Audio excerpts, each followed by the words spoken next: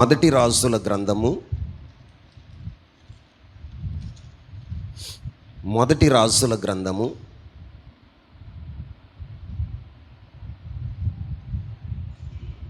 11వ అధ్యాయము 35వ వచనాన్ని చదువుదాం. అయితే అతని కుమారుని చేతిలో నుండి రాజ్యమును తీసివేసి అందులో నీకు 10 గోత్రములను ఇచ్చేదను. 10 గోత్రములను ఇచ్చేదను. ప్రియులారా, చదువుకున్న లేఖన భాగాన్ని ధ్యానించినప్పుడు ఈ మాటలు ఎవరు మాట్లాడుతున్నారు అంటే, సర్వశక్తి కలిగిన దేవుడు, సర్వాధికారి, సమస్తమును చేయువాడైన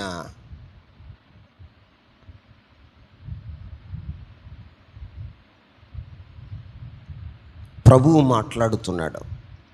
ఏమని మాట్లాడుతున్నాడయ్యా అంటే, అయితే అతని కుమారుని చేతిలో నుండి రాజ్యమును తీసివేసి అందులో నీకు 10 గోత్రములు ఇచ్చేదను అంటున్నాడు. ఎవరికి ఇస్తున్నాడు అంటే, ఇక్కడ ఒక వ్యక్తి కనపడుతున్నాడు. ఆయన పేరేంటి అంటే యెరోబాము. చెప్పండి అందరూ. యెరోబాముకి దేవుడు రాజ్యముని ఇవ్వటానికి ఇష్టపడ్డాడు.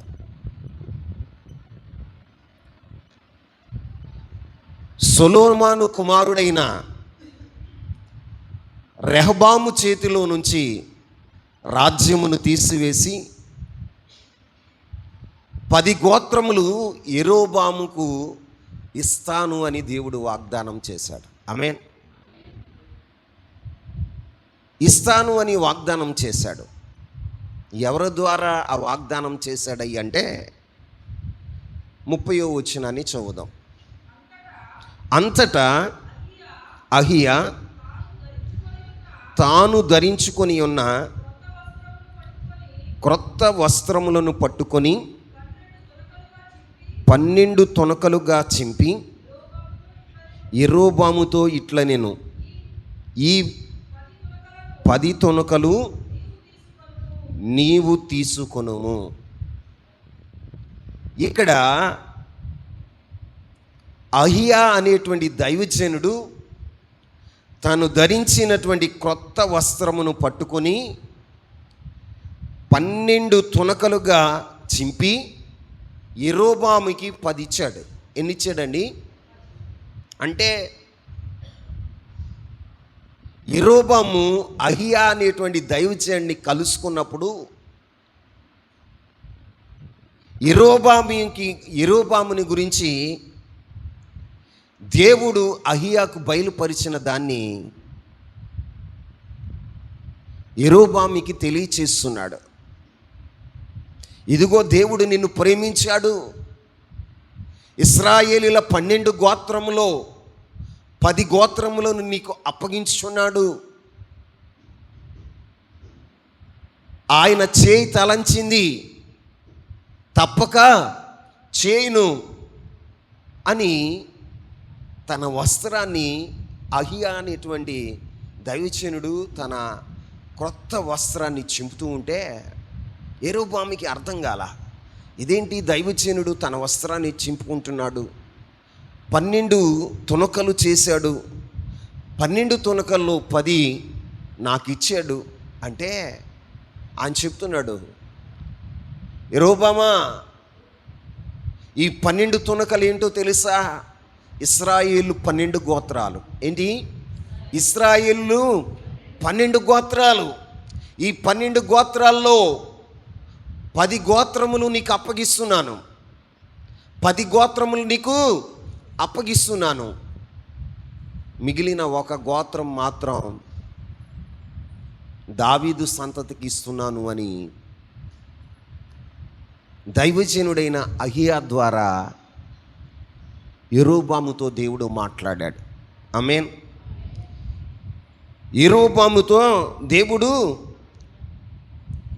38వ వచనాన్ని కూడా చదువుదాం.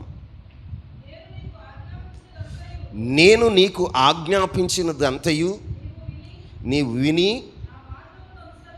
నా మార్గములను అనుసరించి నడుచుచు నా దృష్టికి అనుకూలమైన దానిని జరిగించుచు నా సేవకుడైన దావీదు చేసినట్లు నా కట్టడలను నా ఆజ్ఞలను గైకొనిన ఎడల నేను నీకు తోడుగా ఉండి దావీదు కుటుంబమును శాశ్వతంగా నేను స్థిరపరిచినట్లు నిన్నును స్థిరపరిచి ఇశ్రాయేలు వారిని నీకు అప్పగించేదను. ఆమేన్ చెప్పండి. ఇక్కడ దేవుని ఉద్దేశం అంతా కూడా యెరోబాముకి తెలియజేస్తున్నాడు. దేవుని ఉద్దేశం అంతా కూడా యెరోబాముకి తెలియచేస్తున్నాడు. ఏమని తెలియచేస్తున్నాడంటే, ఇదిగో నీవు నా నేను ఆజ్ఞాపించినదంతయు నువ్వు విని నా మార్గములను అనుసరించి నడుచుచు నా దృష్టికి అనుకూలమైన దాన్ని జరిగించుచు నా సేవకుడైన దావీదు చేసినట్లుగా నా కట్టడలను నా ఆజ్ఞలను గైకొనిన ఎడల, నా ఆజ్ఞలను నా కట్టడలను నువ్వు గైకొనిన ఎడల నేను నీకు తోడై ఉండి దావీదు కుటుంబమును శాశ్వతంగా స్థిరపరిచినట్లు నిన్నును ఇశ్రాయేలు వారిని స్థిరపరిచి ఇశ్రాయేలు వారిని నీకు అప్పగించేదను అని యెరోబాముతో దేవుడు చెప్తున్నాడు. ప్రియులారా, ఒక సామాన్యమైన వ్యక్తిని దేవుడు గొప్ప చేయటానికి ఇష్టపడ్డాడు.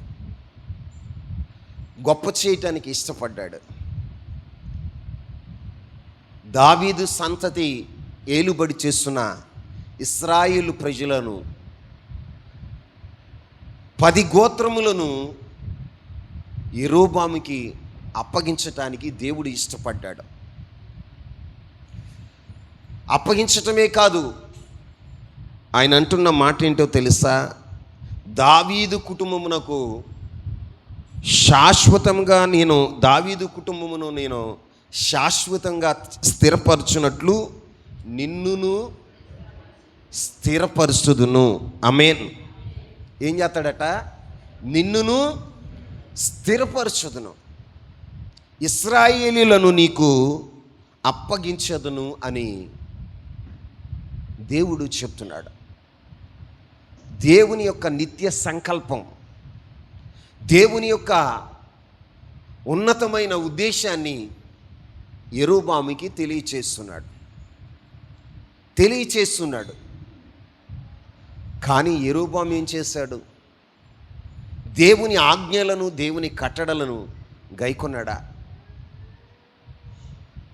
ఈ రోజున ప్రియమైనటువంటి బిడ్డలారా,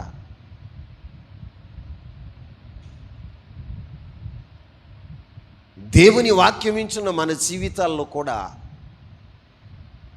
దేవుడు మనకి ఈ లోకంలో కొన్నిటిని ఇచ్చాడు. ప్రతి వ్యక్తికి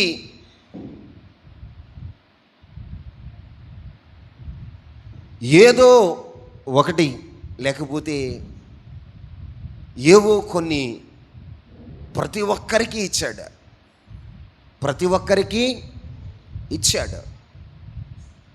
ఒకరికి కుటుంబాన్ని ఇచ్చాడు, ఒకరికి తలంతులు ఇచ్చాడు, ఒకరికి మంచి వ్యాపారాన్ని ఇచ్చాడు, ఒకరికి మంచి వాహనాన్ని ఇచ్చాడు, ఒకరికి మనం చూస్తే మంచి ఉద్యోగాన్ని ఇచ్చిన వాడుగా ఉన్నాడు. ఈ రోజున నీకిచ్చిన దాన్ని నువ్వు కాపాడుకుంటున్నావా? నీకిచ్చిన దాన్ని నీవు కాపాడుకుంటున్నావా? నీకిచ్చినది ఎలా ఉండాలో తెలుసా? దావీదును శాశ్వతంగా స్థిరపరచునట్లుగా దేవుడు నిన్ను నీ కుటుంబాన్ని స్థిరపరచునట్లుగా ఆయన ఆజ్ఞలను ఆయన కట్టడలను నీవు అనుసరించేవాడగా ఉన్నావా? ఈ రోజున చాలామంది ఎలా ఉంటున్నారయ్య అంటే, దేవుడు ఇస్తున్నాడు కానీ వాటిని నిలుపుకోలేని వారుగా ఉంటున్నారు. ఎలా ఉంటున్నారు? నిలుపుకోలేని వారుగా ఉంటున్నాడు. దేవుడు నీకు సంఘంలో మంచి గౌరవాన్ని, మంచి ప్రాధాన్యతను దేవుడు ఇస్తున్నాడు. దాన్ని నిలుపుకోగలుగుతున్నావా? దైవజనుడి దగ్గర నీకొక ప్రథమ స్థానాన్ని దేవుడు నీకు ఇచ్చాడు. దాన్ని నిలుపుకోగలుగుతున్నావా? ఈ రోజున సమాజంలో నీకు ఇచ్చినటువంటి ఆర్థిక వనరులు కానీ, సమాజంలో నీకు ఇచ్చిన పేరు ప్రఖ్యాతిని కానీ నువ్వు నిలుపుకోగలుగుతున్నావా?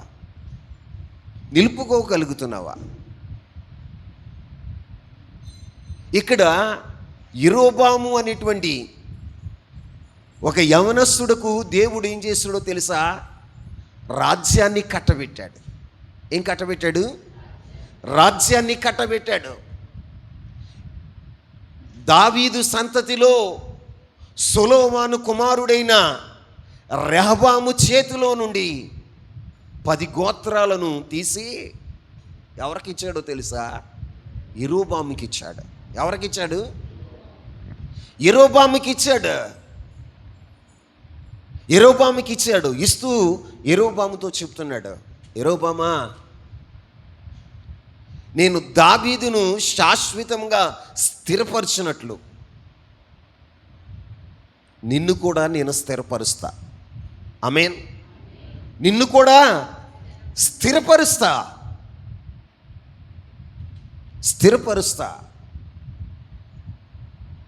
దావీదుకు శాశ్వతంగా, దావీదు కుటుంబాన్ని ఎలాగైతే శాశ్వతంగా స్థిరపరిచానో అలాగూ నిన్ను స్థిరపరిచి ఇశ్రాయేలు ప్రజలను నీకు నేను అప్పగించేదను. ఆమేన్. దేవుడే వాగ్దానం చేస్తున్నాడు. దేవుడే ఆ వాగ్దానాన్ని చేస్తున్నాడు. దేవుని వాగ్దానం నెరవేరుతుందా? ఈ రోజున మన జీవితాల్లో కూడా దేవుని వాగ్దానాలు లెక్కకు మించి మనకున్నాయి. ఆమేన్. ఎన్నున్నాయి? లెక్కకు మించి వాగ్దానాలు నీకున్నాయి. కానీ ఆ వాగ్దానాలు నీ జీవితంలో నెరవేరుతున్నాయా? దేవుని నిత్యమైన సంకల్పం ఏంటో తెలుసా? దేవుని ఉన్నతమైన ఉద్దేశం ఏంటో తెలుసా? నీ ఎడల, నీ కుటుంబం ఎడల దేవునికి ఉన్నటువంటి నిత్య సంకల్పాలు ఏంటంటే, నిత్య సంకల్పం ఏంటంటే నిన్ను శాశ్వతంగా స్థిరపరచాలి. ఆమేన్. నిన్ను శాశ్వతంగా దేవుడు స్థిరపరచాలనుకుంటున్నాడు. కానీ నీ జీవితంలో స్థిరపడగలుగుతున్నావా? దేవుని వాగ్దానాలు నీ జీవితంలో నెరవేరుతున్నాయా?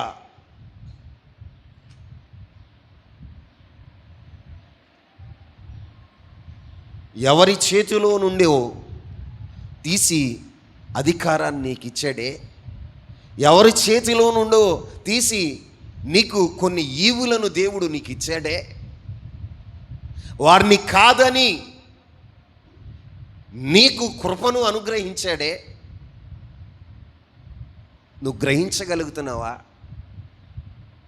గ్రహించగలుగుతున్నావా?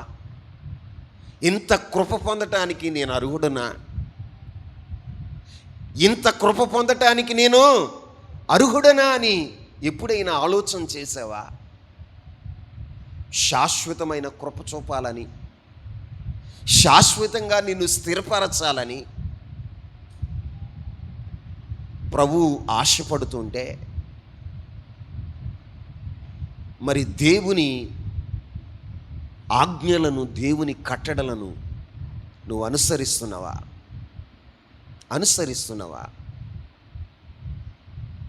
ఆశ్చర్యం ఏంటంటే, యెరోబాముని ఆశ్చర్యకరంగా దేవుడు ఇశ్రాయేలు ప్రజల మీద రాజుగా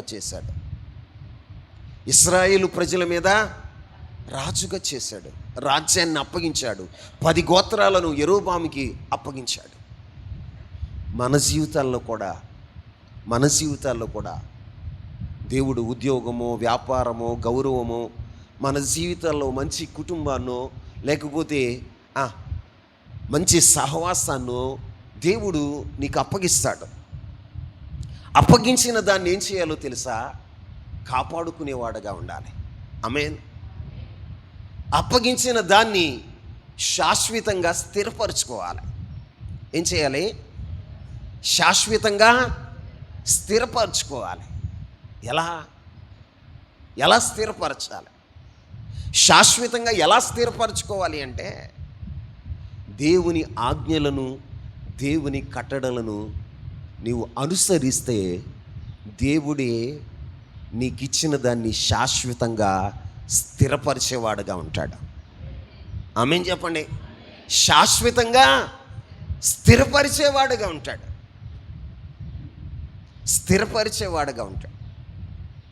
దేవుడు మనకి ఉద్యోగాన్ని ఇస్తే, ఒక వ్యాపారాన్ని ఇస్తే, ఒక వాహనాన్ని ఇస్తే మనం ఏం చేస్తామో తెలుసా? ఇచ్చిన తర్వాత మన వైఖరి మారిపోద్ది. ఏం మారిపోద్ది? మన వైఖరి మారిపోద్ది, మన ప్రవర్తన మారిపోద్ది, మన ఆలోచన సరళి మారిపోద్ది, మనం ప్రవర్తించే విధానం మారిపోతుందండి. ఎలా ప్రవర్తిస్తామో తెలుసా? చూడండి, యెరోబాము ఎలా ప్రవర్తించాడు. మొదటి రాజుల గ్రంథం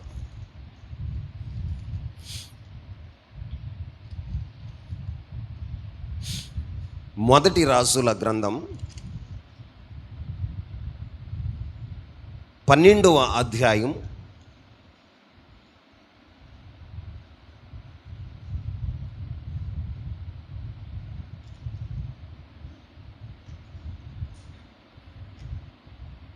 26వ వచనం నుంచి చదువుదాం.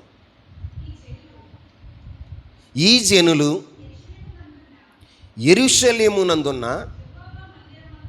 యెహోవా మందిరమందు బలులు అర్పించుటకు ఎక్కిపోవుచుండిన ఎడల ఈ జనుల హృదయము యోధారాజైన రెహబాము అను తమ యజమానుని తట్టు తిరుగును. అప్పుడు వారు నన్ను చంపి యోధారాజైన రెహబాము నొద్ద మరలా చేరుదురు. రాజ్యము మరలా దావీదు సంతతి వారి దగునని యెరోబాము తన హృదయమందు తలంచి ఆలోచన చేసి 2 బంగారు దూడలను చేయించి జనులను పిలిచి, యెరూషలేమునకు పోవుట మీకు బహు కష్టము. ఇశ్రాయేలు వారులారా, ఐగుప్తు దేశములో నుండి మిమ్మును రప్పించిన మీ దేవుడు ఇవే అని చెప్పి, ఒకటి బేతేలునందు, ఒకటి దానునందును ఉంచెను.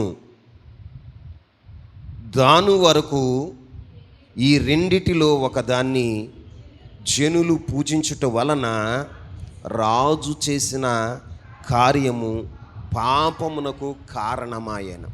ఏమైందంట? దేవుడేమో ప్రేమించి ఇశ్రాయేలు ప్రజల మీద రాజుగా అభిషేకించాడు. ఎలా అభిషేకించాడు? అందరూ చెప్పాలి. రాజుగా అభిషేకించాడు.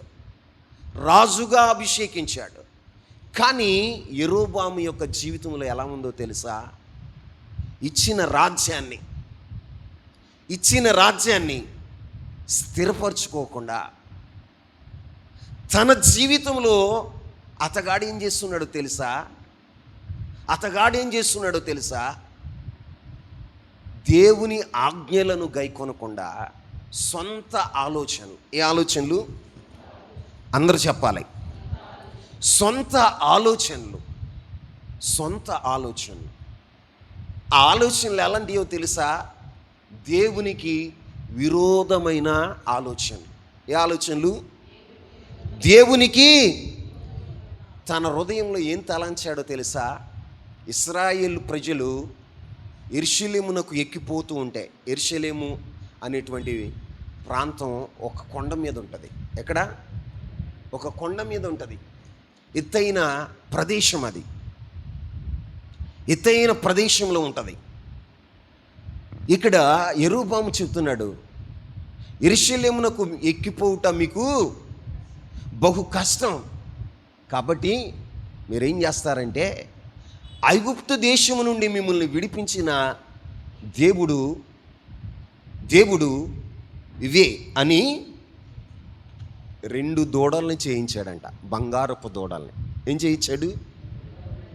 బంగారపు దూడలను చేయించి, ఒకటి బేతేలు యందు, 2 దాని యందు ఉంచాడట. ఎక్కడ ఉంచాడు? అందరు నా వైపు చూడండి. దేవుడు ఏమని చెప్తున్నాడో తెలుసా?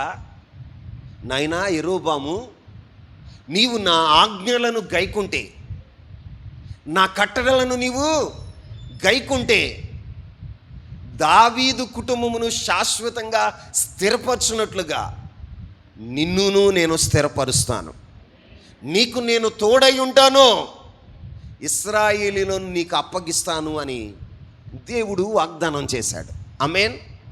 వాగ్దానం చేశాడు. కానీ యెరోబాము ఏం చేస్తున్నాడో తెలుసా? యెరోబాము ఏం చేస్తున్నాడో తెలుసా? సొంత ఆలోచనలు చేస్తున్నాడు. ఏ ఆలోచనలు? చెప్పాలి. ఈ రోజున నీ జీవితంలో స్థిరపడపోవటానికి కారణం ఏంటో తెలుసా? శాశ్వతంగా దేవుడు స్థిరపరచబోవటానికి కారణం ఏంటో తెలుసా? నీ జీవితంలో ఎక్కడ తప్పిదం జరుగుతుందో నువ్వు గమనించావా? దేవుడు నిన్ను ప్రేమించాడు. లోకములో ఎవరి చేతిలోనూ ఉన్నదాన్ని ప్రేమించి వారి నుండి తీసివేసి నీ చేతులకు అప్పగించాడు. ఆమేన్. నీ చేతులకు అప్పగించాడు. కానీ నీవేం చేస్తున్నావు? ఇచ్చిన దాన్ని స్థిరపరచుకోగలుగుతున్నావా? ఇచ్చిన దాన్ని స్థిరపరచుకోగలుగుతున్నావా? శాశ్వత కృపగా మార్చుకోగలుగుతున్నావా? చాలామంది జీవితంలో ఏం జరుగుతుందయ్యా అంటే, దేవుడు ఉద్యోగాన్ని ఇచ్చిన, వ్యాపారాన్ని ఇచ్చిన, వాహనాన్ని ఇచ్చిన, మంచి కుటుంబాన్ని ఇచ్చిన, ఏం చేస్తున్నారు తెలుసా? నిలుపుకోలేనటువంటి దౌర్భాగ్యపు స్థితిలో ఉంటున్నారు. దేవుడు అన్యాయస్తుడు కాదు.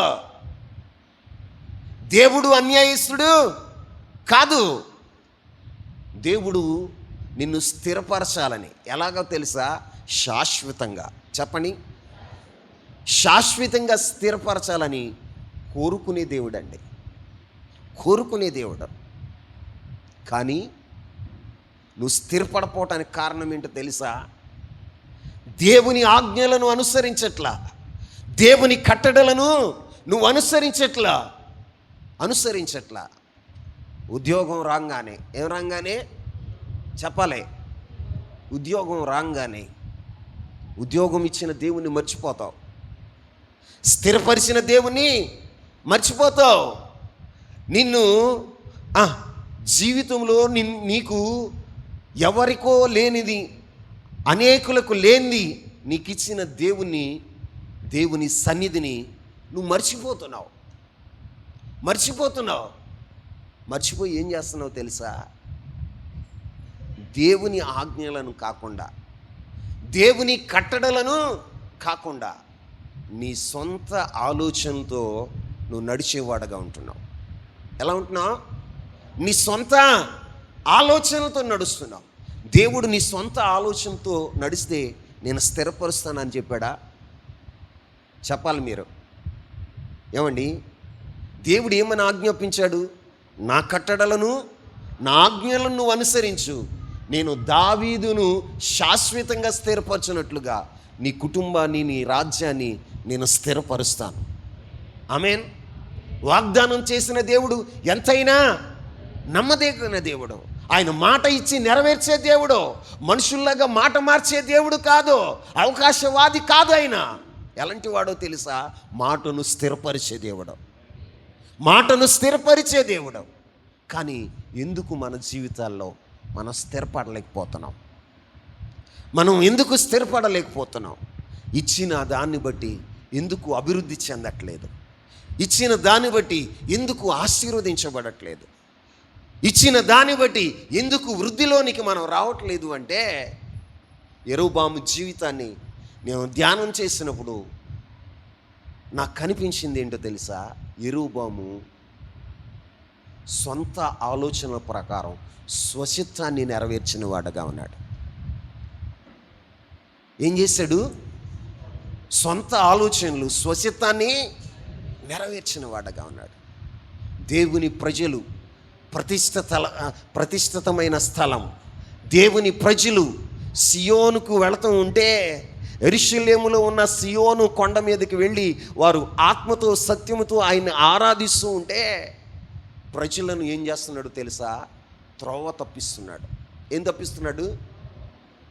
త్రోవ తప్పిస్తున్నాడండి. దేవుని ప్రజలను త్రోవ తప్పించేవాడుగా ఉంటున్నాడా? ఎందుకో తెలుసా? ప్రజలు తను విడిచిపోకూడదని, ప్రజలు తన నుండి దూరం కాకూడదని, ప్రజలందరూ తన మాటే వినాలని, ప్రజలందరూ తనకే లోబడి ఉండాలని తనేం చేస్తున్నాడో తెలుసా? సొంత ఆలోచనలతో ప్రజలను త్రోవ తప్పించేవాడుగా ఉంటున్నాడు. ఎలా ఉన్నాడు? త్రోవ తప్పించేవాడుగా ఉంటున్నాడు. ఇప్పుడు దేవుడు నీకు ప్రేమించి నీకు ఇచ్చినటువంటి ఉద్యోగాన్నో, ఆ పలుకుబడినో, పేరునో, ప్రఖ్యాతినో, నీకు ఇచ్చిన ఉన్నతమైన స్థితిని బట్టి నువ్వు ప్రజలను ప్రభు యొద్దకు నడిపించేవాడుగా ఉండాలి. ఆమేన్. పలువురిని దేవుని సన్నిధికి నడిపించేవాడుగా ఉండాలి. కానీ నీ స్వార్థం కొరకు, నీ అధికారం కొరకు, నీ యొక్క ఏలుబడి కొరకు ప్రజలను తోవ తప్పించకూడదు. ఏం తప్పించకూడదు? తప్పించకూడదు. ఒక వ్యక్తిని దేవుని సన్నిధి నుండి దూరం చేయటానికి నీ యొక్క ఆలోచనలైతే నీవు ఏర్పరిచినటువంటి ఒక మార్గం అయితే దేవుడు నిన్ను చూస్తున్నాడు. యెరోబాముని చూశాడు. యెరోబాము ఏం చేశాడో తెలుసా? ఇశ్రాయేలు ప్రజలను యెరోబాము త్రోవ తప్పించిన వాడుగా ఉన్నాడు. ఏం తప్పించాడు? 2 దూడలను చేశాడంట, బంగారపు దూడలు.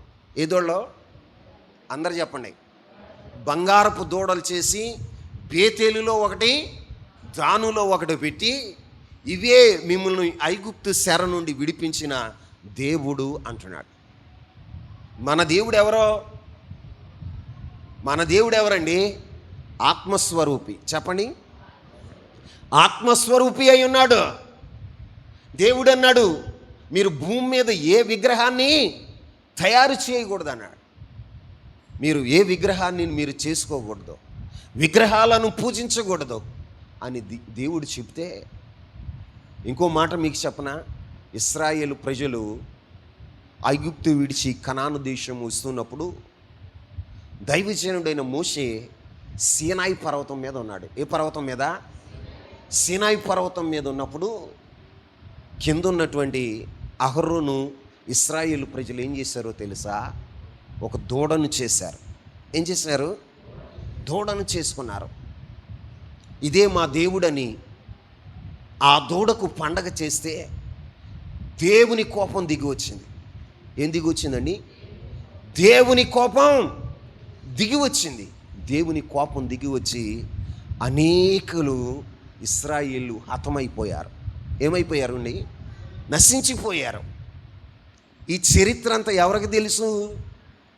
యెరోబాముకి తెలుసు. ఎవరికి తెలుసు? యెరోబాముకి తెలుసు. యెరోబాముకి తెలుసు దేవుడు విగ్రహాలను ఇష్టపడ్డని, దేవుడు ఆత్మస్వరూపి, ఆయన ఆరాధించువారు ఆత్మతోనూ సత్యముతోనూ ఆరాధించాలని యెరోబాముకి తెలుసు. కానీ యెరోబాము ఏం చేస్తున్నాడో తెలుసా? తన రాజ్యాన్ని నిలబెట్టుకోవాలని, ప్రజలు తన వైపునే ఉండాలని, ప్రజలు తనకు మాత్రమే లోబడి ఉండాలని, ప్రజలు తనని ఎడబాయకూడదని స్వార్థంతో యెరోబాము ఏం చేస్తున్నాడో తెలుసా? విగ్రహాలను తయారు చేయించాడు. ఏం తయారు చేయించాడు? ఈ విగ్రహాలను తయారు చేయించేయమంటున్నాడో తెలుసా? మీరు యెరూషలేము ఎక్కిపోవుట బహు కష్టం. ఏమంటున్నాడండి? బహు కష్టం మీకు. ఇదిగో బేతేలులో ఒక విగ్రహం ఉంది, దానులో ఒక విగ్రహం ఉంది, వీటికి ఆరాధన చేయండి అని ప్రజలను త్రోవ తప్పించేవాడగా ఉన్నాడు. ఏం తప్పించేవాడగా ఉన్నాడు? త్రోవ తప్పించేవాడగా ఉన్నాడు. ప్రియులారా, ఈ రోజున దేవుని వాక్యాన్ని బట్టి మీతో చెప్తున్న మాట, నీ స్వార్థం కొరకు, నీ ప్రయోజనం కొరకు, నీ అభివృద్ధి కొరకు, నీ ఆశీర్వాదం కొరకు ప్రజలను నీవు త్రోవ తప్పించకూడదు.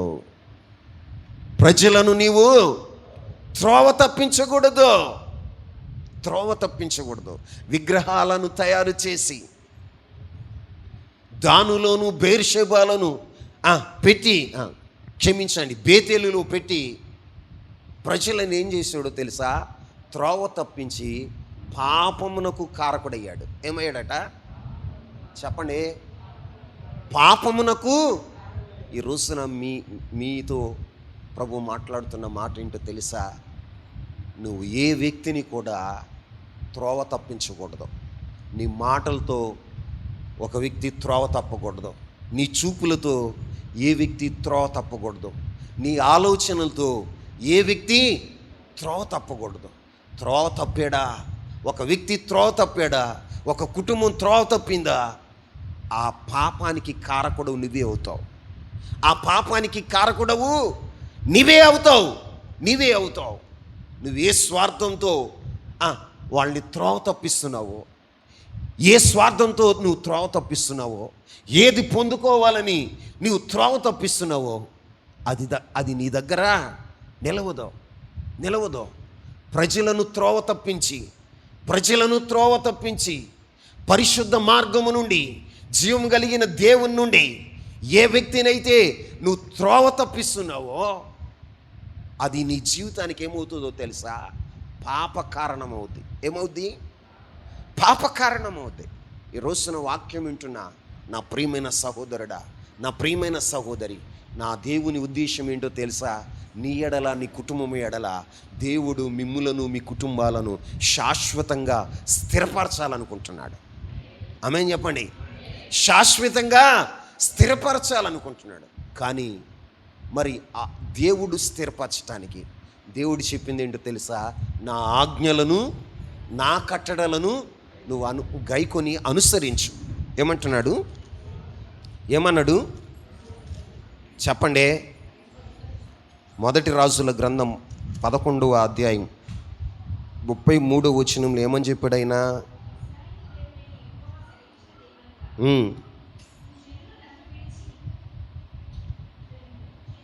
38 నేను నీకు ఆజ్ఞాపించేది అంతయు నీ విని నా మార్గములను అనుసరించి నడుచుచు నా దృష్టికి అనుకూలమైన దాన్ని జరిగించుచు నా సేవకుడు చేసినట్లు నా కట్టడలను, నా ఆజ్ఞలను గైకొనిన ఎడల. ఏమంటున్నాడండి? దేవుడు నీ నుండి ఏం ఆశిస్తున్నాడు? దేవుని ఆజ్ఞలను గైకోవాలి, దేవుని కట్టడలను గైకోవాలి. మరి నువ్వేం చేస్తున్నావు? నీ సొంత ఆలోచనల ప్రకారం, నీ హృదయంలో తోచిన దాని ప్రకారం నీవు నడిచేవాడగా ఉంటున్నావు. ఇంకో మాట చెప్పనా, స్వచిత్తాన్ని నెరవేరుస్తున్నావు. ఏమి నెరవేరుస్తున్నావు? స్వచిత్తాన్ని నెరవేరుస్తున్నావు. దేవుని ఆజ్ఞలను, దేవుని కట్టడలను నువ్వు అనుసరించట్లా. నీ స్వార్థం కొరకు దేవుని ప్రజలను ఏం చేస్తున్నావు తెలుసా? దారి తప్పించేవాడుగా ఉంటున్నావు. ఏం తప్పించేవాడుగా ఉంటున్నావు? అవును, కొంతమంది దేవుని పిల్లలే కానీ వారు ఏం చేస్తారో తెలుసా? దేవుని పిల్లలను త్రోవ తప్పించేవారుగా ఉంటారు. ఎలాగో తెలుసా? తమ స్వార్థం కొరకు, తమ లాభం కొరకు ప్రజలు ఏమైపోయినా పర్లేదు కానీ వారిని మాత్రం త్రోవ తప్పించేవారుగా ఉంటారు. చాలామంది ఇతరులు పాపం చేయటానికి కారకులవుతున్నారు. ఎలాగో తెలుసా? సాతాను దూతలాగా పనిచేసి వారి పరిశుద్ధతను, వారి పవిత్రతను, వారి యొక్క సరళమైన మార్గము నుండి వారిని త్రోవ తప్పించేవారుగా ఉంటున్నారు. ఎలాగో తెలుసా? నీ మాటలు త్రోవ తప్పిస్తున్నాయి, నీ ప్రవర్తన త్రోవ తప్పిస్తుంది, నీ ఆలోచనలు త్రోవ తప్పిస్తున్నాయి. దేవుడు చూస్తున్నాడు తమ్ముడు, దేవుడు చూస్తున్నాడు చెల్లెమ్మా. నువ్వు త్రోవ తప్పించేవాడుగా ఉండకూడదు. ఏం తప్పించేవాడుగా ఉండకూడదు? త్రోవ తప్పించేవాడుగా ఉండకూడదు.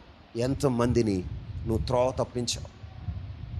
ఎంతమందిని నువ్వు పాపానికి ప్రోత్సహించిన వాడుగా ఉన్నావు? ఏంట్రా ఆ అమ్మాయి ఏంటి నీకోసం నీ వైపు చదువుతుంది? ఆ అమ్మాయి ఏంటి నీకోసం పదే నిన్ను అడుగుతుంది ఏంటి? ఈ మాటలేంటో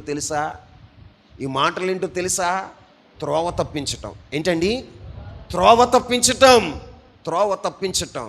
ఈ రోజున ఒక వ్యక్తిని సరళ మార్గంలో ఉన్నవారిని, జీవ మార్గంలో నడిచేవారిని, పరిశుద్ధ మార్గంలో నడిచేవారిని నువ్వు త్రోవ తప్పిస్తే దానికి పాపమునకు కారకుడు అవుతావు. ఏమవుతావు? పాపమునకు కారకుడు అవుతావు. యెరోబాముని గురించి రాయబడిన మాట ఏంటో తెలుసా? అతడు ఇశ్రాయేలు ప్రజలకు త్రోవ తప్పించిన వాడుగా ఉన్నాడు. అతడు పాపమునకు కారకుడయ్యాడు. ఏమయ్యాడండి? పాపమునకు కారకుడయ్యాడు. దేవుని ప్రజలు త్రోవ తప్పిపోవటానికి కారకుడయ్యాడు. ఈ రోజున నీ జీవితంలో అలాంటి అనుభవం నీలో ఉందేమో, అందుకనే దేవుడు నిన్ను స్థిరపరచట్లేదేమో, అందుకనే దేవుని వాగ్దానం నీ జీవితంలో నెరవేరట్లేదేమో. దేవుని సంకల్పాలు మంచివే, దేవుని ఉద్దేశాలు మంచివే, కానీ నీ ఆలోచనలు మంచివి కాదు, నీ హృదయ ఆలోచనలు మంచివి కాదు. స్వార్థపూరితమైన ఆలోచనలు. ఈ ఆలోచనలు అండి స్వార్థపూరితమైన ఆలోచనలు, ప్రజలను త్రోవ తప్పించేటువంటి ఆలోచనలు. అవి దేవుని దృష్టికి ఎలా ఉంటాయో తెలుసా? పాపమునకు కారణమవుతాయి. ఏమవుతాయి చెప్పండి? పాపమునకు కారణమవుతాయి. ఒకళ్ళకి లంచాలు ఇస్తున్నావు అంటే కారణం, ఆ అర్థం ఏంటో తెలుసా? పాపమునకు కారణం. నువ్వు న్యాయాన్ని త్రిప్పివేస్తున్నావు అంటే అర్థం ఏంటో తెలుసా? అది పాపానికి కారణం. ఒక వ్యక్తిని నువ్వు త్రోవ తప్పిస్తున్నావు అంటే, ఇక్కడ మాటలు అక్కడికి, అక్కడ మాటలు ఇక్కడికి జారేస్తున్నావు అంటే అర్థం ఏంటో తెలుసా? నువ్వు మనుషులను త్రోవ తప్పిస్తున్నావు. ఏం తప్పిస్తున్నావు? త్రోవ తప్పిస్తున్నావు. నేను మాటేగా సహాయం చేసింది అనుకుంటున్నావేమో. దేవుని దృష్టిలో అది ఎలా ఉంటుందో తెలుసా? పాపమునకు కారణంగా ఉంటుంది. ఎలా ఉంటుంది చెప్పండి అందరూ? పాపమునకు కారణముగా ఉంటుంది. యెరోబాముని దేవుడు ఇశ్రాయేలు ప్రజల మీద రాజుగా చేస్తే, రాజైన వెంటనే యెరోబాము చేసిన పని ఏంటో తెలుసా? ప్రజలను త్రోవ తప్పించాడు, సొంత ఆలోచనల ప్రకారం నడుచుకున్నాడు. అంతేకాదు పాపమునకు కారకుడయ్యాడు. ఏమయ్యాడని? పాపమునకు కారకుడయ్యాడు. ఇంకో మాట చెప్తా యెరోబామును గురించి ఇంకొక మాట చెప్తా.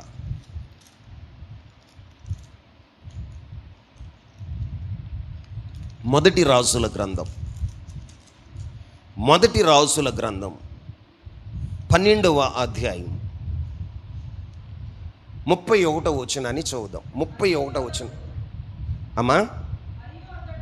మరియు అతడు ఉన్నత స్థలములను కట్టించి మందిరముగా ఏర్పరిచి లేవీయులు కానీ సాధారణమైన వారిలో కొందరిని యాజకులుగా నియమించాను.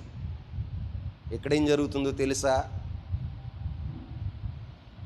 దేవుని మందిరములో ఎవరు యాజకులై ఉండాలి అంటే లేవీయులు యాజకులై ఉండాలి. ఎవరు లేవీయులు? ఎవరు అంటే దేవుని కొరకు ప్రతిష్ఠించుకున్నవారు, దేవుడు కోరుకున్నటువంటి వంశవాళి.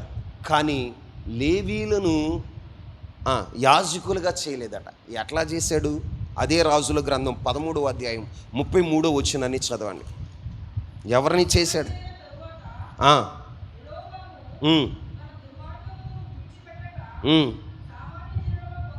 కొందరిని ఉన్నత స్థలములకు యాజకులుగా నియమించి తమకిష్టమైన వారిని యాజకులుగా ప్రతిష్ఠించి వారిని ఉన్నత స్థలములకు యాజకులుగా నియమించారు. అందరు నా వైపు చూడండి. ఇప్పుడు నీ మందిరం అంటే నీ దేహమే దేవుని ఆలయమై ఉంది. ఈ ఆలయానికి నీవెవరిని యాజకులుగా నియమించాలి అంటే లేవీలను యాజకులుగా నియమించాలి. ఎవరిని? అందరు చెప్పండి. లేవీలను యాజకులుగా నియమించాలి. కానీ నీవేం చేస్తున్నావో తెలుసా? నీకు ఇష్టమైన వారిని. ఎవరిని? మాట్లాడండి. మనం ఏ పాస్టర్ గారిని కోరుకుంటాం? మనకిష్టమైన పాస్టర్లను కోరుకుంటాం. మనకిష్టమైన పాస్టర్లు కాదు, దేవుడు ఏర్పరిచినటువంటి దైవజనులు ఉన్నారు. ఆమేన్. ప్రతిష్ఠించుకున్న వారు ఉన్నారు.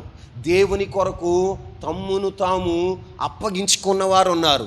దేవుని కొరకు తమ్మును తాము బలిపీఠం మీద పెట్టిన వారు ఉన్నారు. ఆమేన్. వారు నిజమైన యాజకులు. వారు నిజమైన యాజకులు. దేవుడు ఏర్పరచుకున్న యాజకులు ఎలా ఉంటారో తెలుసా? తమ్మును తాము దేవుని కొరకు బలిపీఠం మీద అప్పగించుకున్నవారుగా ఉంటారు. ఆమేన్. వారికి ఈ లోకంలో ఏ స్వాస్థ్యం ఉండదు. ఏముండదు? ఏ స్వాస్థ్యం ఉండదు. దేవుని సేవ చేత వ్యాపారాలు చేయకూడదు. దేవుని సేవ చేత ఉద్యోగాలు చేయకూడదు. దేవుని సేవ చేత ఇతరితర కార్యక్రమాలు చేయకూడదు. కానీ లేవీలను పక్కన పెట్టేశాడు. ఎవరిని? లేవీలను పక్కన పెట్టేసి మందిరాల్ని కట్టించి ఎవరిని పెట్టాడో తెలుసా? సామాన్య మానవులను. ఇక్కడ 13వ అధ్యాయం 33వ వచనంలో ఏమంటాడో తెలుసా? తనకిష్టమైన వారిని. ఎవరికి ఇష్టమైన వారిని? తనకిష్టమైన వారిని యాజకులుగా నియమించాడట. ఇప్పుడు దేవుని ఇష్టం నెరవేరుతుందా? తన ఇష్టం నెరవేరుతుందా? అమ్మా, ఎవరి ఇష్టం నెరవేరుతుంది? ఇప్పుడు మనం ఎవరి ఇష్టాన్ని నెరవేర్చాలి? దేవుని ఇష్టాన్ని నెరవేర్చాలి. కానీ మన జీవితాల్లో జరుగుతుందో ఏంటో తెలుసా? మన ఇష్టం నెరవేరుతుంది. ఎవరి ఇష్టం? మన కుటుంబాల్లో, మన వ్యక్తిగత జీవితాల్లో నెరవేరవలసింది దేవుని ఇష్టం. ఎవరి ఇష్టం? దేవుని ఇష్టం నెరవేరితే అది ఆశీర్వాదకరంగా ఉంటుంది. ఆ దేవుని ఇష్టం నెరవేరితే ఏమవుతుందో తెలుసా? శాశ్వతంగా మనం స్థిరపడతాం. ఆమేన్. దావీదు ఇంటిని శాశ్వతంగా స్థిరపరిచినట్లుగా మన దేవుడు మనల్ని కూడా శాశ్వతంగా స్థిరపరుస్తాడు. ఆమేన్. కానీ మనం ఏం చేస్తున్నాం తెలుసా? మనం స్థిరపడపోవటానికి కారణం ఏంటో తెలుసా? మన జీవితాల్లో దేవుని ఇష్టం నెరవేరట్లా. దేవుని ఇష్టం యెరొబాము జీవితంలో జరుగుతుంది ఏంటో తెలుసా? తన ఇష్టాన్ని నెరవేర్చుకుంటున్నాడు. తనకు అనుకూలమైన యాజకులను నియమించుకుంటున్నాడు. నీ జీవితానికి కూడా జరిగేది అదే. దేవుడు చూస్తున్నాడు. ప్రతిష్ఠించబడిన యాజకుడిని నువ్వు నియమించుకోట్లా. నీకు ఇష్టమైన యాజకుడిని నువ్వు నియమించుకునేవాడుగా ఉంటున్నావు. అప్పుడు నీ జీవితంలో ఎలా ఉంటుందో తెలుసా? స్థిరపడవు. ఏమవో? స్థిరపరవు. దేవుడు ఇస్తాడు కానీ అది శాశ్వతంగా ఉండదు. ఎందుకు దేవుడు నీకు ఇచ్చినా కానీ అది శాశ్వత కృపగా నువ్వు మార్చుకోలేకపోతున్నావు అంటే నీ జీవితంలో జరుగుతున్నది ఏంటో తెలుసా? నీ ఇష్టం నెరవేర్చేవాడుగా ఉంటున్నావు. ఎవరిష్టం? దేవుని ఇష్టం కాదు. దేవుని ఇష్టం కాదు. దేవుని ఇష్టం కాదు. దేవుడు చూశాడు, అరే మందిరాన్ని కట్టాడు, పోతే పోయిందిలే, మందిరాన్ని కట్టాడు, అక్కడ నా ప్రతిష్ఠితులైన నా కొరకు ఏర్పరచబడిన నేను కోరుకున్న లేవి వంశస్థుల్ని యాజకులుగా ప్రతిష్ఠిస్తాడేమో అని దేవుడు చూశాడు. కానీ యెరోబోము ఎవరిని ప్రతిష్ఠించాడో తెలుసా? తనకిష్టమైన వారిని. ఎవరినండి? చెప్పండి. నీ దేహమునకు అంటే నీ జీవితానికి ఎవరిని నీవు యాజకుడిగా నియమించుకున్నావు? ఎవరిని యాజకుడిగా నియమించుకున్నావు? ఎవరిని పడితే వారిని యాజకుడిగా. చాలామంది జీవితాలు స్థిరపడిపోవడానికి కారణం ఏంటో తెలుసా? వాళ్ళకి స్థిరత్వం ఉండదు. ఒక ప్రతిష్ఠితుడైన దైవజనుడి దగ్గర స్థిరంగా ఉండరు, అప్పగించుకోరు. వారు ఏం చేస్తారో తెలుసా? తమకిష్టమైనటువంటి ప్రాంతాలకు, తమకిష్టమైన దైవ సేవకుల దగ్గరికి వెళతారు. దేవుడు చూస్తున్నాడు. నువ్వు వెళ్ళే యాజకుడు ప్రతిష్ఠుడా?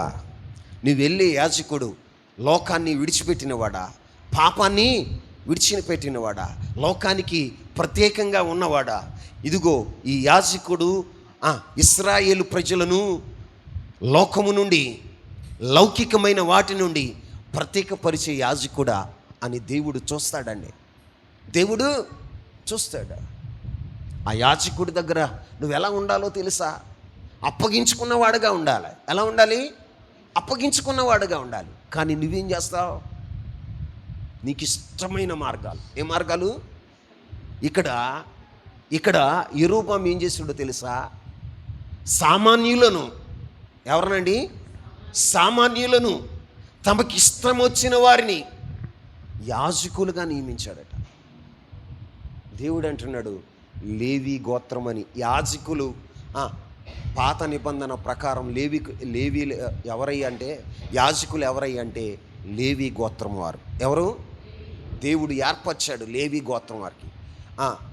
12 గోత్రాల్లో, ఇశ్రాయేలు 12 గోత్రాల్లో 11 గోత్రాలకు దేవుడు స్వాస్థ్యాన్ని పంచి ఇచ్చాడు. లేవి గోత్రములకి మాత్రం దేవుడు అన్నాడు, నేనే మీకు స్వాస్థ్యం. ఆమేన్. దేవుడే స్వాస్థ్యంగా మిగిలిపోయాడు వాళ్ళకి. అలాంటి యాజకులను కాదని ఏం చేశాడో తెలుసా? తనకిష్టమైన యాజకులను నియమించుకున్నాడు. ఎవరిని నియమించుకున్నాడు? అమ్మా చెప్పండి. తమకిష్టమైన యాజకులను. నీకిష్టమైన యాజకుడిని నువ్వు నియమించుకుంటే నువ్వు ఆశీర్వాదకరంగా ఉండవు. నీ జీవితంలో స్థిరపడవు. దేవుని ఉద్దేశం ఏంటో తెలుసా? తాను ఏర్పాటులో ఉన్నవారిని, తాను ప్రతిష్ఠించిన వారిని, తన కొరకు లోకాన్ని, సమస్తాన్ని వేరుపరిచిన వారిని నువ్వు ఏర్పరచుకునేవాడుగా ఉండాలి. దేవుడే స్వాస్థ్యంగా చేసుకున్న యాజకుడిని నువ్వు యాజకుడిగా నువ్వు కలిగి ఉండాలి. ఆమేన్. మరి నువ్వు కలిగి ఉన్న యాజకుడు నీకిష్టమైన వాడా? దేవుడు ఏర్పరిచిన వాడా? చాలామంది కుటుంబాలు ఎందుకు స్థిరపడట్లేదయ్యా అంటే తమకిష్టమైనటువంటి యాజకుల దగ్గరికి. ఎక్కడికి? మాట్లాడండి కొద్దిగా. తమకిష్టమైన యాజకుల దగ్గరికి అలా వెళ్ళటం వలన దేవుని ఇష్టం నెరవేరట్లా. ప్రార్థన చేస్తాను అనుకుంటా వచ్చినోడినల్లా యాజకుడని చేర్చుకోమాకండి. ఇంపైన మాటలు చెప్పేవాడిని చేర్చుకోమాకండి. వాళ్ళు ఏం చేస్తారో తెలుసా? మిమ్ములను మోసపరిచి త్రోవ తప్పించేవారుగా ఉంటారు. ఎలా ఉంటారు? త్రోవ తప్పించేవారుగా ఉంటారు. నీ సేవకుడు ఎప్పుడు కూడా నిన్ను ప్రత్యేకపరిచేవాడుగా ఉండాలి. లోకము నుండి, పాపము నుండి నిన్ను ప్రత్యేకపరిచేవాడుగా ఉండాలి. రాజీ లేని బోధ చెప్పేవాడై ఉండాలి. మరి నీ జీవితంలో నీకు అందరూ యాజకులే, ఊరందరూ యాజకులే. ఎవరో ప్రార్థన చేస్తారంటే ఈయన ఎంత బాగా ప్రార్థన చేస్తాడో తెలుసా అండి, తీసుకువచ్చుకో ఇంటికాడ పెట్టుకో, నీ ఇంటికి నీ కొంపకి ఎసరు పెడతాడు, కొంపకి ఎసరు పెడతాడు.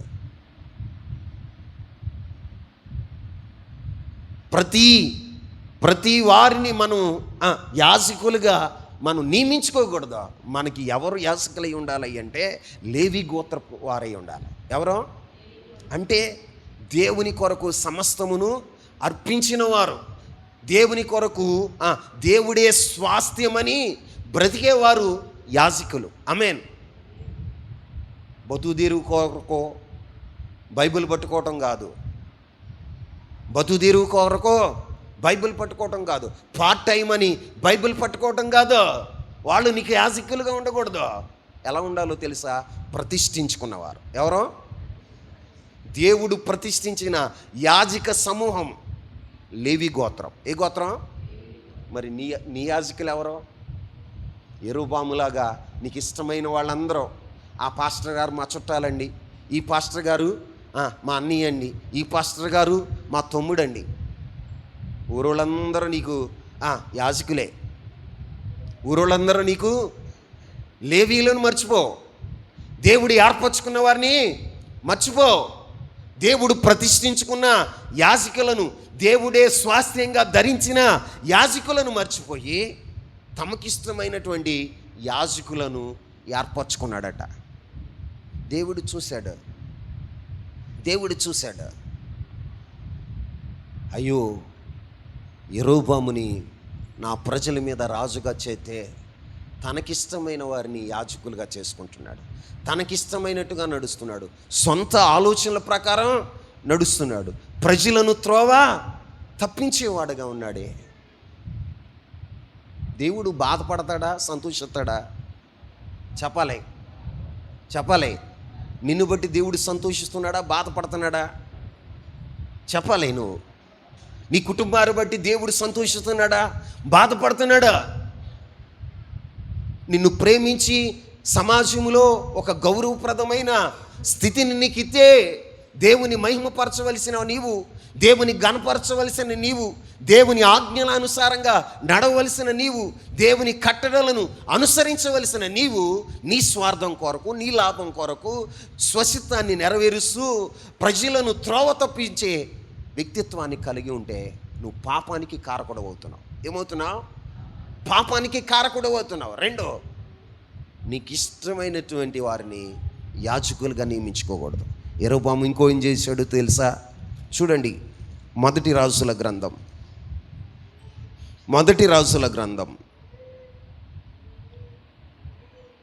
12వ అధ్యాయం 33వ వచనం.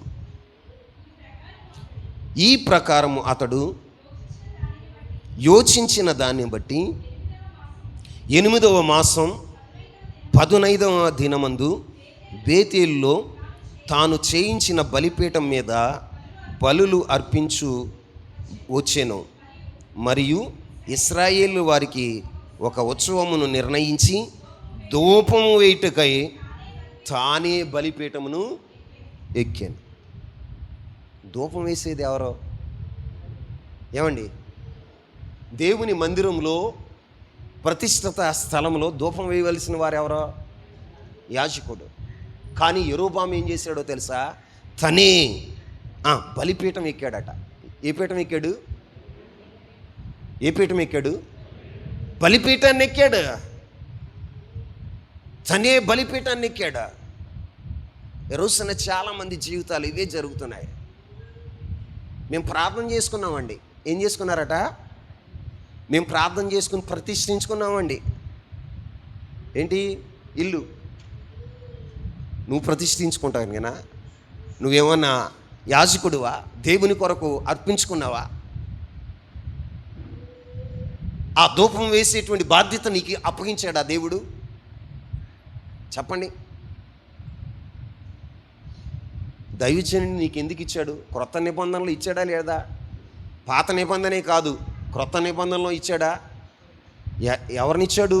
సంఘ సంపూర్ణత కొరకు ఎంతమందిని ఇచ్చాడు? ప్రవక్తలను చెప్పండి. ప్రవక్తలను ఇచ్చాడా? ఉపదేశకులను ఇచ్చాడా? సువార్థికులను ఇచ్చాడా?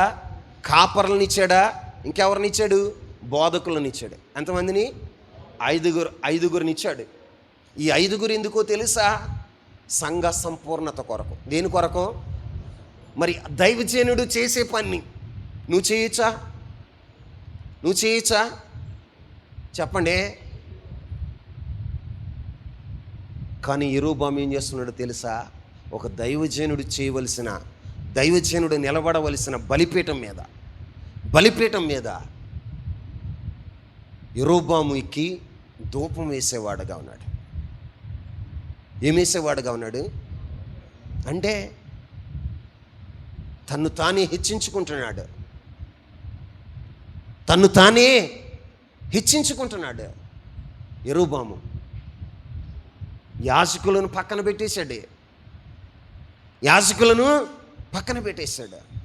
నీ జీవితంలో దైవ సేవకుల్ని పక్కన పెట్టేసిన రోజులు ఎన్నున్నాయి నీ జీవితంలో? ఎన్నున్నాయి? అవే నిన్నేం చేస్తున్నాయో తెలుసా? స్థిరపడపోవటానికి కారణమైంది. నువ్వెందుకు స్థిరపడట్లేదో తెలుసా? నిన్ను నీవుగా హెచ్చించుకుంటున్నావు. అంతా నాకు తెలుసు అన్నట్టుగా.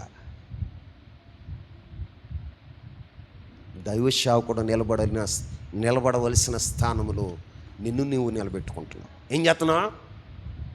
నిన్ను నీవు నిలబెడుతున్నావు. యెరోబాము ఏం చేసాడో తెలుసా? ఆయన ఏమన్నా యాజకుడు నిలబడవలసిన స్థానంలో అతడు నిలబడి ఏం చేస్తున్నాడో తెలుసా?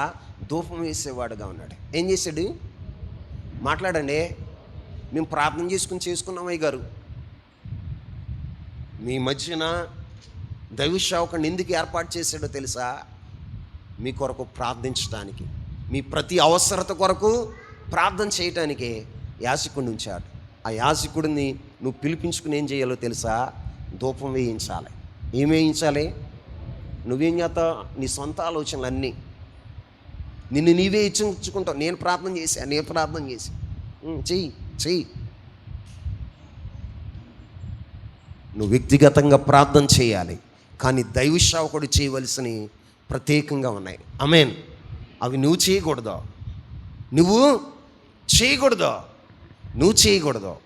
అది నువ్వు చేసుకుంటే అది నీకు ఆశీర్వాదం కాదు. దేవుడు చూస్తాడు నువ్వెంత తగ్గించుకున్నావో, దేవుని సన్నిధిలో ఎంత తగ్గించుకున్నావో. ప్రభు చూస్తున్నాడు. ఈ రోజున దేవుని సన్నిధిలో ఉన్న నీ జీవితంలో నువ్వేం చేయాలో తెలుసా? నిన్ను నీవు తగ్గించుకునేవాడుగా ఉండాలి. ఎలా ఉండాలి? తగ్గించుకునేవాడుగా ఉండాలి. కానీ యెరోబాము ఎలా ఉన్నాడో తెలుసా? తనే చేసుకునేవాడుగా ఉన్నాడు. దైవజనుని పక్కన పెట్టేసేవాడుగా ఉన్నాడు. నీ జీవితంలో దైవజనుని ఎప్పుడైతే పక్కన పెట్టేతావో నువ్వు అభివృద్ధి చెందావు, ఆశీర్వదించబడావు. నీ ఆశీర్వాదానికి దైవజనుడు ఏం చేయాలో తెలుసా? ఒక మాట మీకు చెప్తాను. ద్వితీయోపదేశ కాండం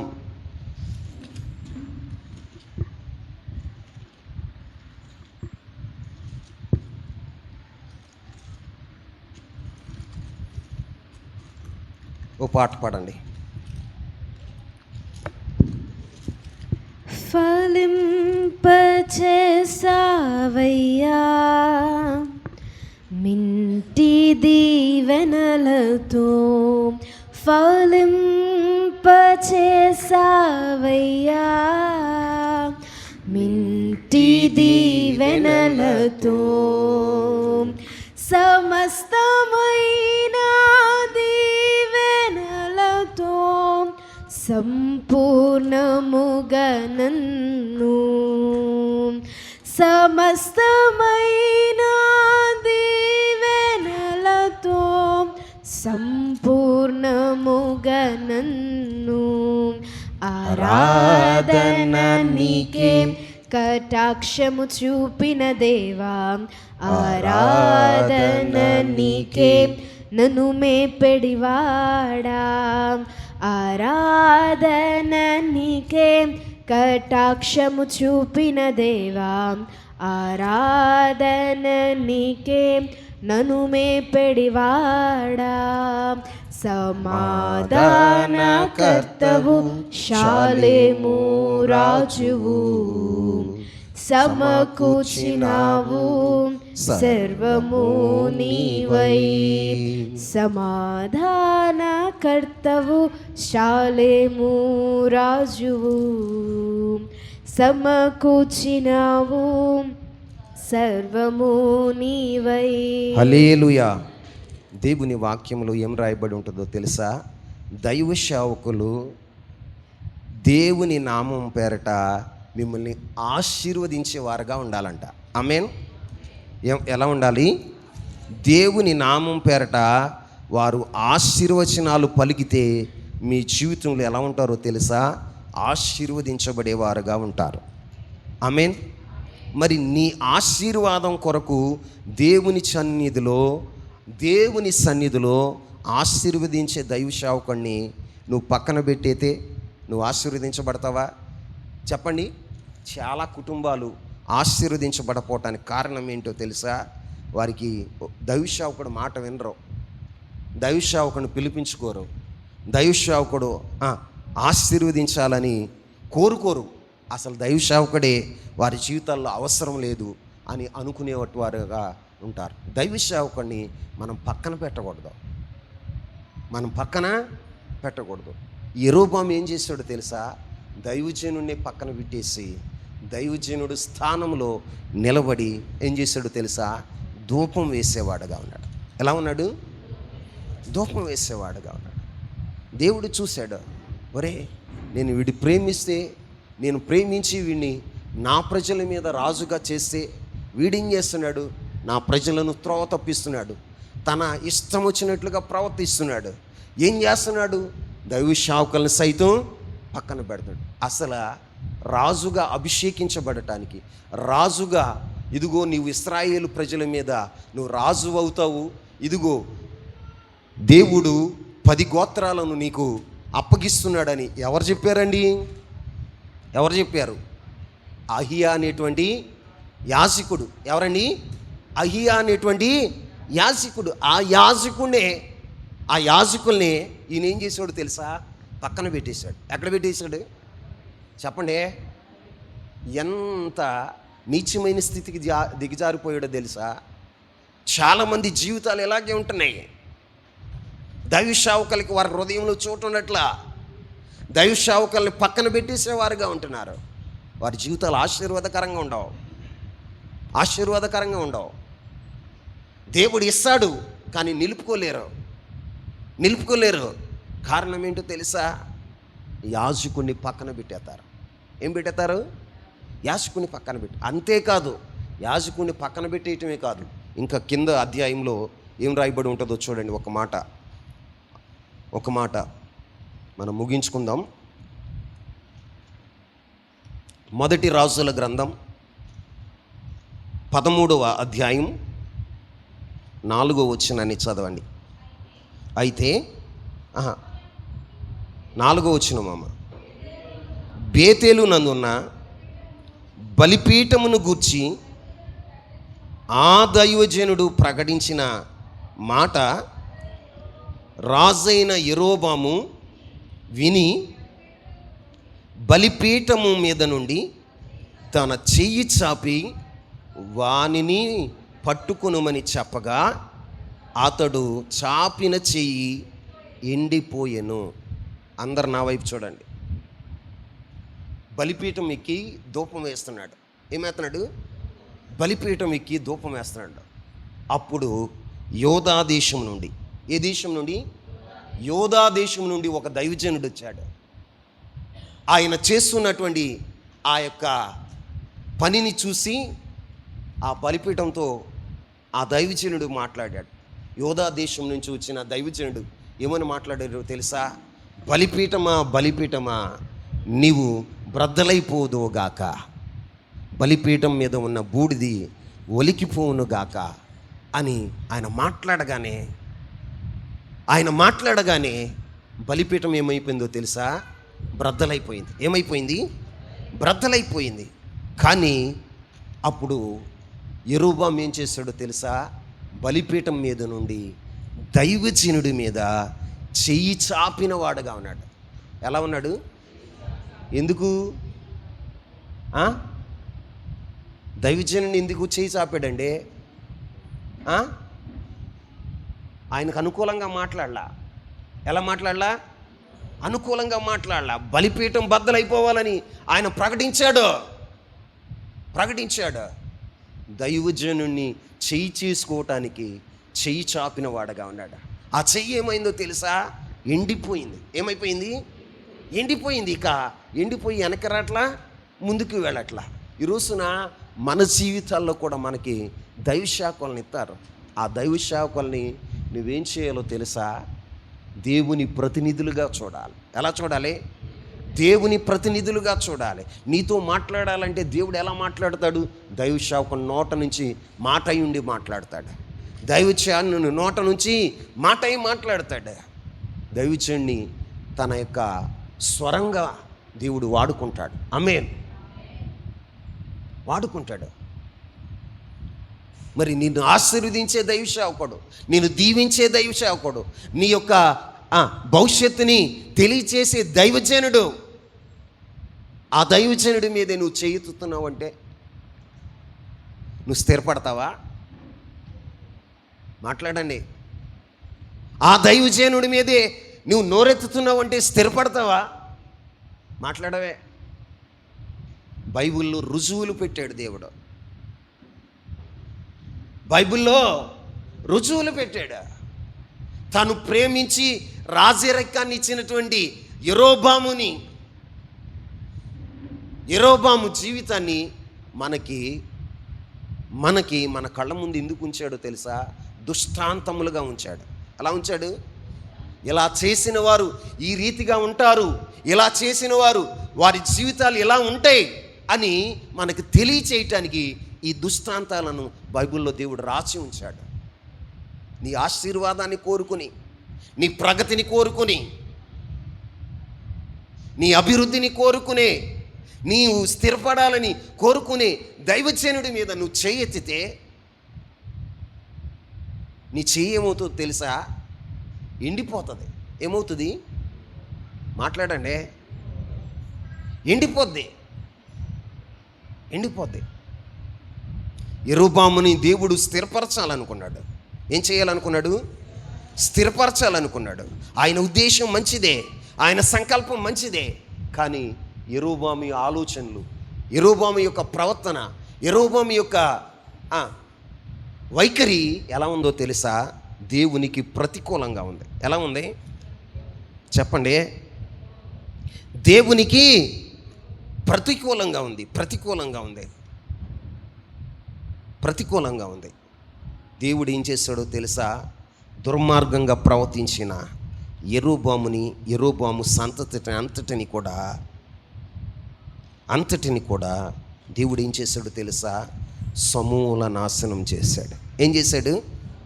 ఇక తన వంశము మిగలకుండా 2-3 వంశాల్లో ముగించేశాడు. ఏం చేశాడు? ముగించేశాడు. తన సంతతి భూమి మీద లేకుండా, యెరొబాము సంతతి భూమి మీద లేకుండా దేవుడు చేశాడు. కారణం ఏంటో తెలుసా? అతని వైఖరి ఏంటండి? అతని వైఖరి. మరి నీ వైఖరి ఎలా ఉంటుంది? నీ వైఖరి ఎలా ఉంటుంది? నీ ప్రవర్తన ఎలా ఉంటుంది? ఒక మాట చదివించి ఈ వాక్యాన్ని నేను ముగిస్తాను. చూడండి, 1 రాజుల గ్రంథం 15వ అధ్యాయం 4-5 వచనాలు చదువుకుందాం ఆఖరిగా. దావీదు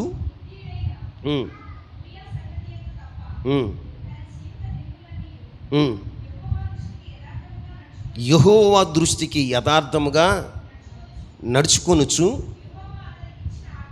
యెహోవా అతనికి ఇచ్చిన ఆజ్ఞలు దేని విషయమందును తప్పిపోకుండా ఉండెను గనుక దావీదు నిమిత్తము అతని తరువాత అతని కుమారుని నిలుపుటకును యెరూషలేమును స్థిరపరచుటకును అతని దేవుడైన యెహోవా యెరూషలేమునందు దావీదునకు దీపముగా అతన్ని ఉండనిచ్చెను. ఆమేన్ చెప్పండి, ఆమేన్ చెప్పండి. ఇక్కడ మరో వ్యక్తి ఉన్నాడు. అతగాడి పేరు ఏంటంటే దావీదు. చెప్పండి. దావీదు ఎలా ఉన్నాడో తెలుసా? హిత్తీయుడైన ఉరియా సంగతి యందు తప్ప తన జీవిత దినములన్నీ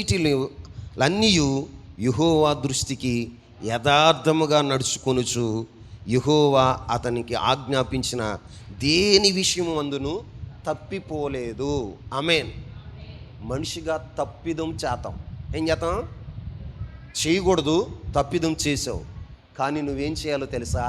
మారు మనసు పొందుదువుగాక, పాపమును విడిచిపెట్టుదువుగాక, యథార్థంగా దేవుని దృష్టిలో నడుచుకుందువుగాక. దావీదు ఇక్కడ మనకు కనపడుతున్నాడు. యెరోబాము కన్నా ముందు ఎవరో తెలుసా? దావీదు. ఎవరండి? దావీదు రాజు ఒక్క విషయంలోనే తప్పిపోయాడట. ఏ విషయం? హిత్తీయుడైన ఉరియా విషయంలో తప్ప. దేవుడే సాక్ష్యం ఇస్తున్నాడు. హిత్తీయుడైన ఉరియా విషయంలో తప్ప మరి దేని విషయంలో అతడు తప్పిపోలేదు. అతడు ఎలా ఉన్నాడో తెలుసా? యథార్థవంతుడిగా ఉన్నాడు. ఎలా ఉన్నాడు చెప్పండి? యథార్థవంతుడిగా ఉన్నాడు. అందుకే దేవుడు దావీదునకు ఒక దీపాన్ని ఉంచాడట. ఏముంచాడు? దావీదునకు దీపముగా అతన్ని ఉండనిచ్చాను. ఆమేన్. ఇశ్రాయేల్ దేశంలో దావీదు వంశమే నేటి వరకు పరిపాలన చేస్తుంది. తరతరాలకు శాశ్వతమైన కృప చూపి వారిని ఏం చేశాడో తెలుసా? స్థిరపరిచిన వాడుగా ఉన్నాడు. ఆమేన్ చెప్పండి. ఏం చేశాడు? దావీదుతో చేసిన వాగ్దానాన్ని తన పిల్లల తర్వాత ఆయన నెరవేర్చిన వాడుగా ఉన్నాడు. నేటి వరకు కూడా దావీదు సంతతి ఇశ్రాయేల్ని పరిపాలన చేస్తుంది. ఆమేన్ చెప్పండి. ఎందుకు శాశ్వతమైన కృపను దావీదు పట్ల చూపాడంటే ఆయన ఒక్కసారి మాత్రమే తప్పిపోయాడు. తర్వాత దేవుని దృష్టిలో యథార్థ హృదయం కలిగి బ్రతికాడు. ఏ హృదయం? మరి నీవెన్నిసార్లు తప్పిపోయావు? ఎన్ని విషయాల్లో నువ్వు తప్పిపోయావు? ఎన్ని విషయాల్లో తప్పిపోయావండి? దేవుని వాక్యం చెప్తున్న మాట ఏంటో తెలుసా? నీవు తప్పిపోవటం దేవునికి ఇష్టం కాదు, కానీ తప్పిపోయిన మార్గం నుండి నీవు ప్రతిష్ఠిత మార్గంలోనికి రావాలి. ఆమేన్. ప్రతిష్ఠిత మార్గంలోనికి రావాలి. నీ మార్గాన్ని నువ్వు సరి చేసుకోవాలి. నీ హృదయాన్ని నువ్వు శుద్ధి చేసుకోవాలి. యథార్థమైన హృదయం కలిగిన వాడుగా నువ్వు బ్రతికితే నీకు కూడా దావీదునకు చూపిన శాశ్వత కృప నీకును నీ కుటుంబానికి చూపి నిన్ను స్థిరపరచునుగాక.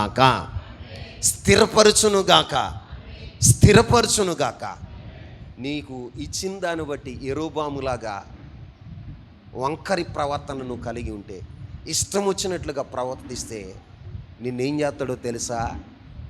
నిన్ను స్థిరపరచడం కాదు, నిన్ను నీ సంతతిని ఆయన నిర్మూలన చేసేవాడుగా ఉంటాడు.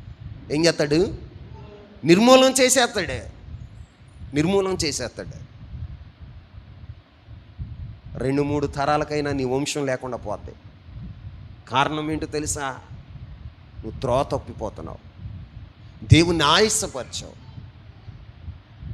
ఈ రోజైనా దావీదులాగా తప్పిపోయిన మాట వాస్తవం. ప్రభువా నన్ను క్షమించు. దావీదు ఏం చేశాడో తెలుసా? 51వ దావీదు కీర్తనలో, అయ్యా నీకు విరోధంగా నేను పాపం చేశాను, నా దోషం నా ఎదుటే ఉందయ్యా, నన్ను క్షమించు, హిస్సోపుతో నన్ను కడుగు, హిమం కంటే తెల్లగా నన్ను చేయి, స్థిరమైన మనసు నాకు నూతనంగా దయచేయని దేవుని సన్నిధిలో తన పరుపు తేలేటట్లుగా ఏడ్చి పశ్చాత్తాపడ్డాడు. దేవుడు దావీదుని కనికరించి పాపమును క్షమించి శాశ్వత కృప చూపాడు. ఆమేన్. మరి నువ్వు నీవు నీ పాపములను క్షమించబడి శాశ్వతమైన కృప దేవుడు చూపేలాగా నువ్వు ప్రవర్తిస్తావా? యెరొబాములాగా నీకు ఇష్టం వచ్చినట్లుగా నువ్వు ప్రవర్తిస్తావా? నీకు నువ్వు కానీ నీకు ఇష్టమైనటువంటి యాజకులు నియమించుకుని దేవుని ప్రజలను త్రోవ తప్పించి దైవ సేవకుల మీద చేతులు ఎత్తేవాడగా నువ్వు ఉంటావా? నీ ప్రవర్తనను సరి చేసుకుంటావా?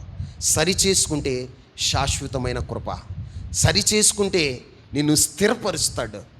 దావీదుని స్థిరపరిచిన దేవుడు, దావీదు పట్ల చూపిన శాశ్వతమైన కృప. దావీదునకు ఆయన ఎలా ఉన్నాడో తెలుసా? ఒక దీపమై ఉన్నాడు. ఏమై ఉన్నాడు?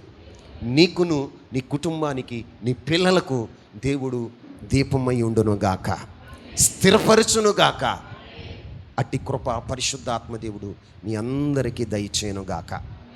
మోకరిస్తారా? ఒక చిన్న ప్రార్థన చేసుకుందాం. కొద్ది